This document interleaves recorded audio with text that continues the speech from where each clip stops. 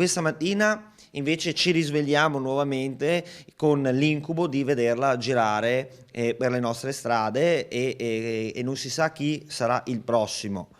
Ma veramente noi vogliamo pensare di poter lasciare libera una persona così? Ripeto, se deve essere curata perché ha bisogno, facciamolo, ma se invece è capace di intendere e di volere, bisogna consegnarla alla giustizia. È amareggiato il sindaco di Cadoneghe Marco Schiesaro.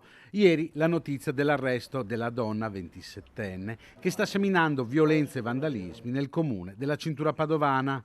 La donna, di origini rumene, è però già stata liberata in attesa del processo. Non capisco i motivi per i quali, una persona così pericolosa che ha dato prova in queste settimane, direi anche in questi mesi, per non dire anni, di aver vandalizzato, distrutto, incendiato, minacciato non solo il sindaco, ma anche cittadine e cittadini di Cadoneghe che vivono la loro quotidianità tutti i giorni, ma anche svegliati la notte con campanelli che squillano, addirittura bottiglie a ridosso delle case e tentativi di incendio di cassette delle lettere anche in strade di campagna. Insomma, è diventata una situazione insostenibile che francamente ha quasi del paradossale. Per mesi la 27enne ha creato scompiglio a Cadoneghe, molte le segnalazioni giunte al primo cittadino, come queste foto che vi stiamo mostrando che testimoniano il suo passaggio nel novembre scorso.